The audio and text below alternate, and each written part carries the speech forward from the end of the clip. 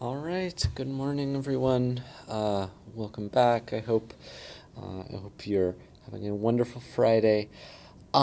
We are today going to do a second closed form poem. It's a little bit more complicated than the ghazal, so you're going to want to make sure you're paying attention. I'm going to go through everything with you, though, and hopefully all should be well. What we're going to work on today are sonnets, and so I'm actually going to do a little intro to sonnets before we do our daily writing prompt for today, because then that daily writing prompt will then get us going for the sonnets. So sonnets are one of the most famous and beloved types of closed form poems. And the thing that distinguishes them, so there are two things. Number one is they're 14 lines long. They're absolutely always 14 lines long. Number two is that so the second thing that distinguishes a sonnet is that a sonnet always has in it some type of what we're going to call a volta. A volta is where it means a turn in the poem. So you're going through the poem and you think one thing is going on, and then there's this turn, and suddenly you see kind of a different side of something. I'll tell you what I mean a little bit more in a little while, but what you've got to know is number one, 14 lines, and number two, there's a volta. Okay. Now, what we're gonna do is transition to our daily writing prompt. So you should have your notebooks out. Maybe pause the video until everybody is ready to write. Okay, so it's time for the daily writing prompt. This is prompt number 32, if I'm counting right, and it's called Sonnet Seeds.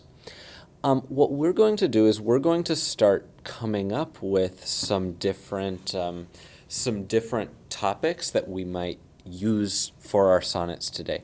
So I'm going to ask you to look at up on the screen right now. There should be four different kind of options, and what I want you to do is come up with at least one for each of these. All right. Now, traditionally, sonnets are actually love poems. So if you want to do this as a love poem, either about a real romance or an imaginary romance, that's fine. But you also don't have to write about love if you know you're not in a very loving mood right now. Okay. So what I'm going to ask you to do is, again, come up with at least one thing to kind of fill in the blanks for each of these. So, an interesting question, and then you'd have a volta, and which is basically the transition to then in the latter part of the poem, you give the answer. So, for example, maybe in the first part of my poem, I'm writing all about, what's the meaning of life, and then after my volta, in the second part of my poem, then I give an answer. Or I start my poem writing about how, this person I'm in love with is just awesome. And then after the volta, though, I reveal that actually, our relationship is awful or something like that. That would be kind of a classic sonnet to write. So I want you to come up with as many things like that as you can. So interesting questions and their answers.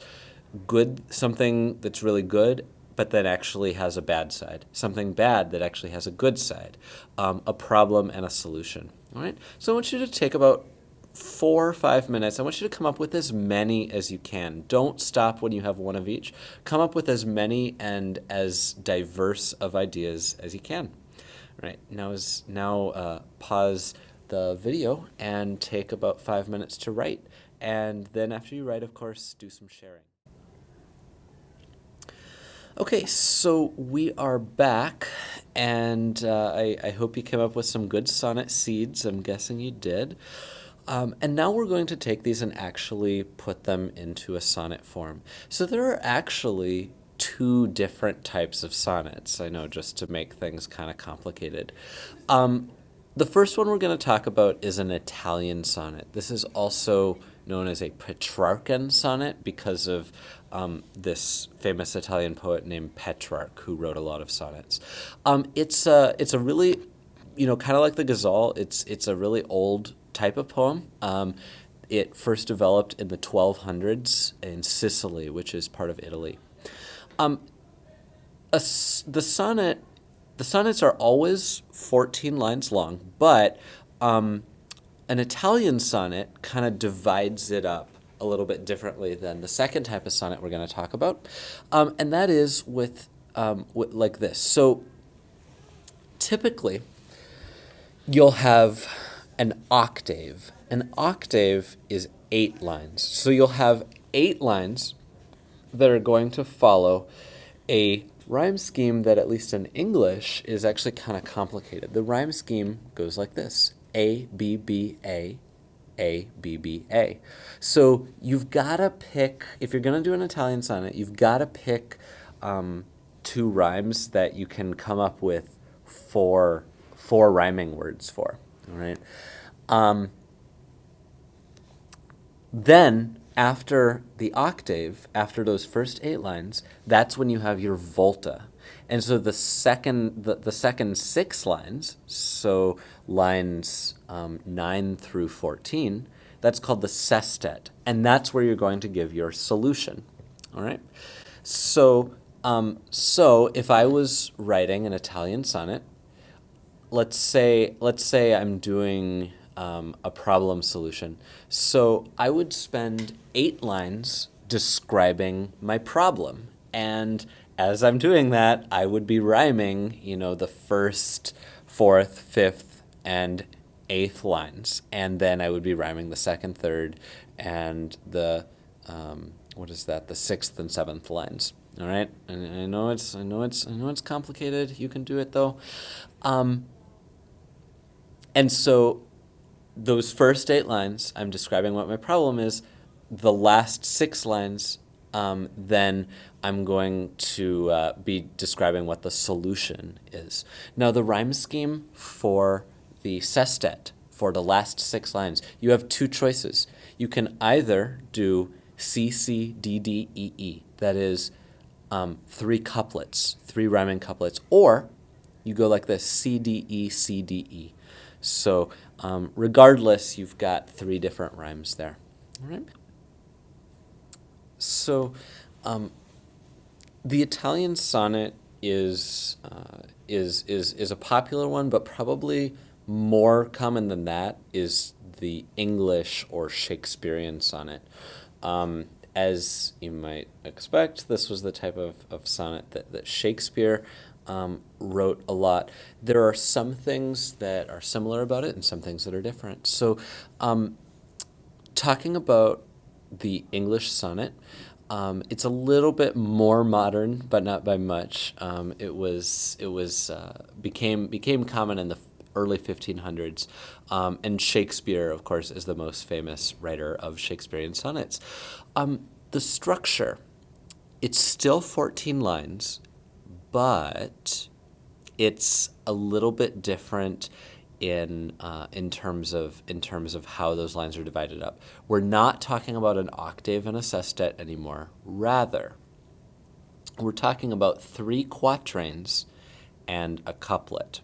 Okay, so 3 quatrains are each 4 lines long. So we've got a structure rhyming of A, B, A, B. That's the first quatrain.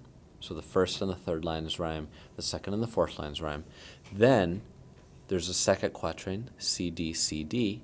Third quatrain, E, F, E, F. And then the last 2 lines are a couplet that rhymes G, G. All right. Now, where does the volta go? You actually have 2 choices. You can either put the volta somewhere in the third quatrain, so in lines 9 through 12, or, and this is where Shakespeare usually put it, you put the volta right at the end. So almost the whole poem is the problem or the good thing or the question. And then the last two lines, that couplet, is where you turn it and reveal what's kind of going on. So we're going to read one. We're going to read, let's read Sonnet 130 by Shakespeare. All right, this is a love poem, but it's not. We'll talk about it a little bit after. You're gonna hear the volta in the last two lines. Okay, so see if you can pay attention for it. And this time we're gonna talk about it. Here we go. My mistress' eyes are nothing like the sun. Coral is far more red than her lips red. If snow be white, why, then her breasts are dun. If hairs be wires, black wires grow on her head. I have seen roses damasked red and white, but no such roses see I in her cheeks. And in some perfumes is there more delight than in the breath that from my mistress reeks. I love to hear her speak, yet well I know that music hath a far more pleasing sound. I grant I never saw a goddess go. My mistress, when she walks, treads on the ground. And yet, by heaven, I think my love as rare as any she belied with false compare. So let's take a look at that one in a little bit more detail. We're going to pick it apart. First of all, let's divide it into its parts. So we've got 3 quatrains, lines 1 through 4, 5 through 8, 9 through 12, and then we've got the couplet, lines 13 and 14. You can see the rhymes if you go through and label the rhyme scheme. Sun and dun, red and head, white delight, cheeks reeks, no go, sound ground, and then the couplet, rare compare. All right. Now, one thing that I think it's important to say is these are all perfect rhymes, but they don't have to be. You can use slant rhymes in a sonnet just fine. So think about that as you're writing. Now let's talk about the volta. The first 12 lines of the poem are all essentially saying, this lady I'm in love with, she's not that pretty. Her eyes are not like the sun. Her lips are not as red as coral. She doesn't have a great complexion. Her hair is kind of like wires, right? Her cheeks don't look like roses. Her breath stinks, right? All these kind of bad things. And so you're thinking like, oh gosh, like I wouldn't want to be dating Shakespeare.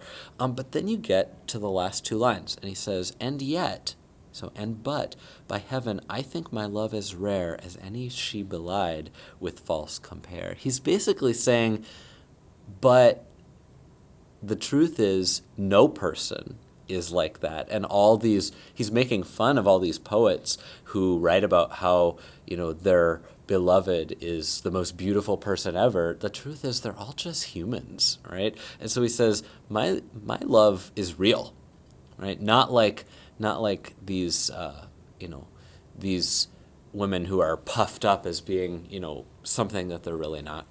And so that's the volta, right? That's the turn. And it's a great moment because all through the poem, you think he's saying one thing, and then at the very end, he changes it. So it's got that great sense of surprise. These are not easy. You're probably going to struggle writing these, and that's okay, all right? What I'm gonna put together a little video of me just writing a sonnet, just so you can kind of see my thought process. But if you feel ready to get started, then it's okay just to start writing during that next video. All right. I wish you luck. I would like you to write 1 sonnet for tomorrow. You can do either the Italian or the English, right? Either one is okay. You don't have to do both. There are drafting pages for each one, all right? And make sure they're 14 pages long.